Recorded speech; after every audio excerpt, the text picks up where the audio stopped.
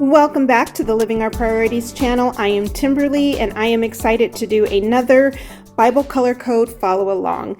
This week we have been reflecting on Holy Week, and we have a free scripture reflection guide that I will drop a link for you in the description of this video. But as I was reading today, especially in Luke 20, I came across a verse that made me pause. Now, when we're thinking about Jesus's life here on earth during Holy Week, it's his last week before the crucifixion. And I like to think of it as almost like a last will and testament. Whatever his last words are should be pretty important, and we should think about them. And as I was reading Luke 20, I came across verse 25, and I already have my color code chart and my pens ready. It's only one verse. It's pretty simple. I'm going to bring the video down a little closer so that you can follow along with me.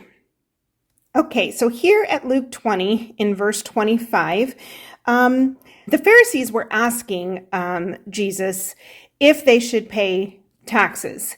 And Jesus had told them to give him a coin, and he asked them, which picture was on the coin. And you see here in verse 25, now for my color coding, I use red to highlight when Jesus is speaking. And you see it says here, well, then he said, give to Caesar what belongs to Caesar and give to God what belongs to God. And although Jesus is speaking and I use red, I also use green for commands and instructions. So Jesus says, give to Caesar what belongs to Caesar, give to God what belongs to God.